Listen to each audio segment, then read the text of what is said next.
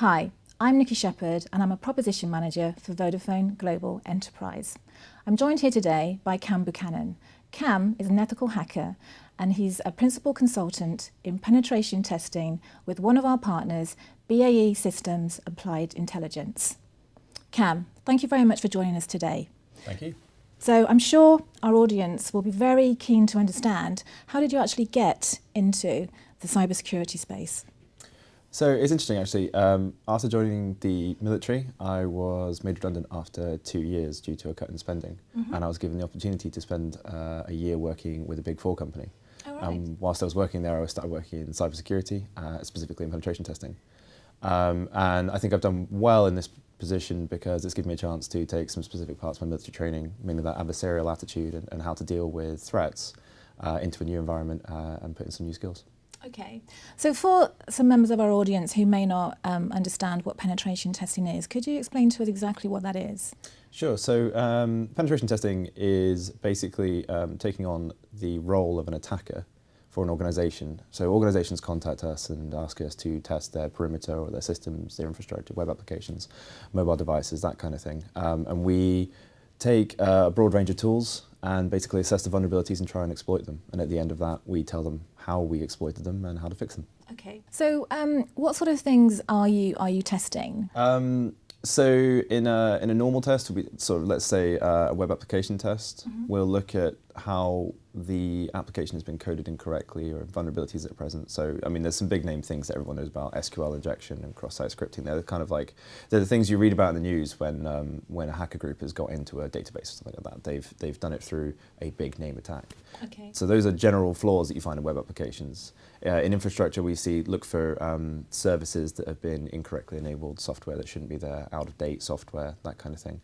And then mobile devices that's generally speaking overprivileged or under-secured devices. And we do a lot of testing around those. So when you start a project, do you know before you start the sort of things that you're going to be looking for? It's interesting. Dependent on what we're going to do, yes. Like we sit down with the client to work out the sort of original scoping thing and you know, with this kind of like sales activity. And when we talk to them, it's often that the client tells us things that are going to be vulnerable without actually realizing. They tell us things like, you know, oh, it's a legacy system, but you know, it's secure. And it just doesn't make sense to us. You know, we know that that's going to be a source of vulnerabilities, know it's going to be a way in. At least we hope it's going to be a way in. Not all legacy systems are broken, but the majority of them definitely have their flaws. Okay. It's interesting that you mentioned sort of mobile workforce and mobile devices.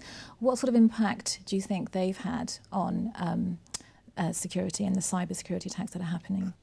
The advent of mobile devices and the implementation of mobile workforces and working from home and remote working has opened up a large amount of vulnerabilities to attackers. When traditionally you would have had everybody working in one location, your network would have been locked down and you just need access to everything else on that network in that location. And now it's that location has to be available from anywhere in the world. And obviously you can see how that might give an opening to an attacker. And a lot of people think it's a simple solution, it's elegant, that kind of thing, but it doesn't necessarily mean it's secure.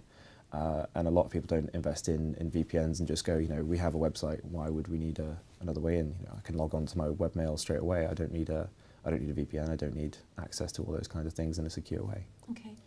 And can you tell us about the type of companies that you actually work for on a daily basis? I can't tell you specifically. I can be a bit vague about it. We work in all sectors. We work with all kinds of devices. So it can be simple things like, as I've said, networks and web applications and mobile phones, mobile devices, that kind of thing. But we also go way off kilter and test things such as battleships, ATMs, banks, jewelry stores. As part of the Crest organisation, we have a wide sort of breadth of tests. So as an ethical hacker, you're obviously employed by organisations to break into their systems, hacking into their IT infrastructure and also challenging perhaps their mobility strategy.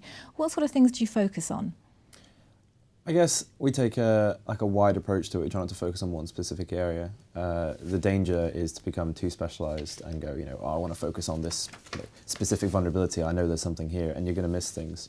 And it's more useful for an organization to have that sort of breadth of knowledge of the vulnerabilities rather than going, oh yeah, we have this one that we found, it leaked, one bit of information and we've now, compromised something. That's not that useful to them. You say, oh, there is a leak there, but it could lead into something. You should probably look at that and leave it with that.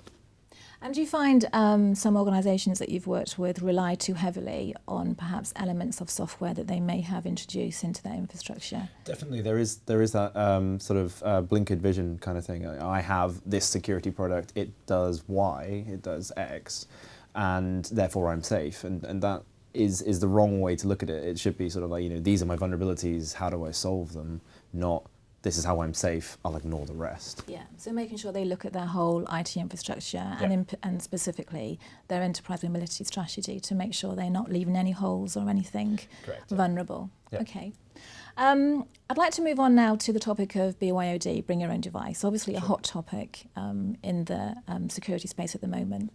And with 51% of 21 to 32-year-old employees prepared to obviously bring their own devices to work and also contravene company policies when it comes to how they would use that device in work, how do you think that's really impacting some of cybersecurity today?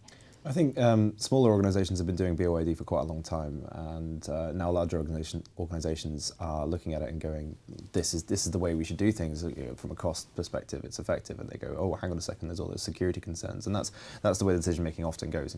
Cost first, security later. Yeah. But I think it is taking off in a big way because the whole sort of dual persona kind of application approach, where you have a business persona and a private persona on the same device through various different solutions, and that kind of thing works quite well, that you can lock off and secure those business functions and keep it away from your personal functions. But there's still a lot of work to be done around there before I'd say it's 100% certain that that's safe. On that note though, on the statistic there, I think if 51% of your employees or 51% of that age group are willing to circumvent specific policies, then it's more of a policy review question rather than how do we stop them doing that. It's more like, well, why are they doing that? And is there a reason we should sort of adapt our policies to fit them? Because the younger workforce have a different approach to things than your traditional workforce. And you look at it sort of like, oh, we're blocking Facebook. A lot of people use Facebook as a primary means of communication. Mm-hmm. And it would be sensible to look at why you're blocking that in the first place and say, oh, it's because they spend a lot of time there. It's like, yes, but are they now spending more time trying to get around that block to spend time on Facebook?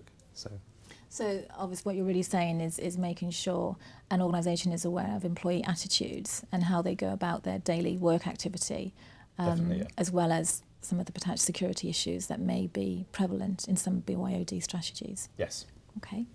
And what about cloud? Another hot topic when it comes to the discussion of security. What's your opinion on how secure cloud is?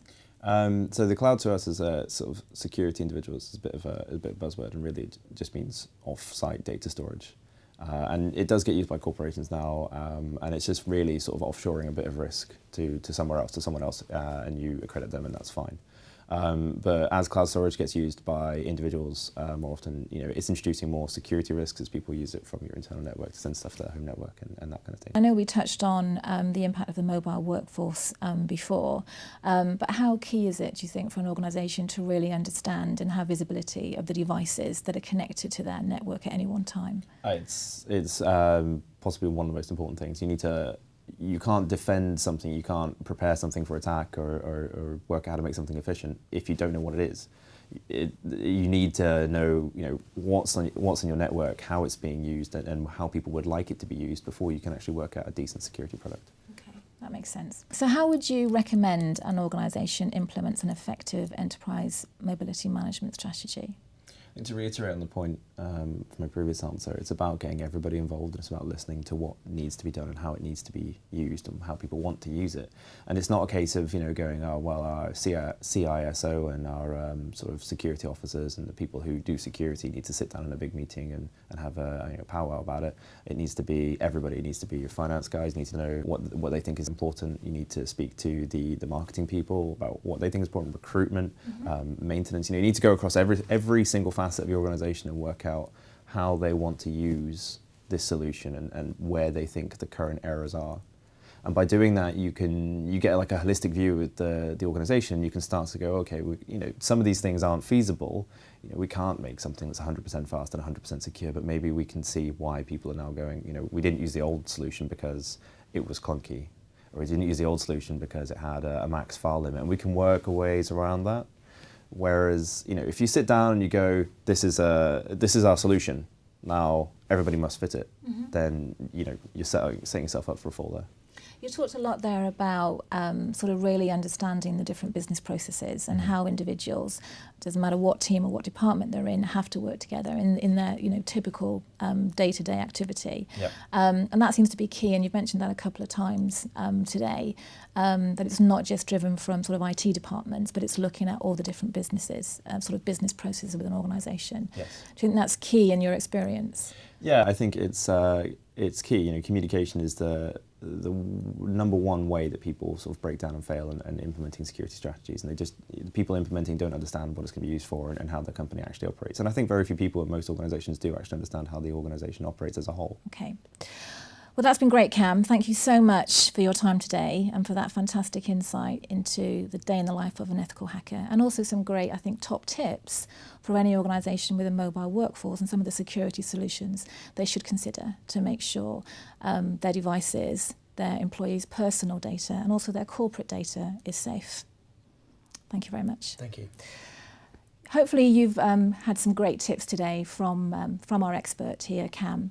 For more information about how Vodafone Security Solutions can help mitigate your cybersecurity risks, please go to www.enterprise.vodafone.com/security.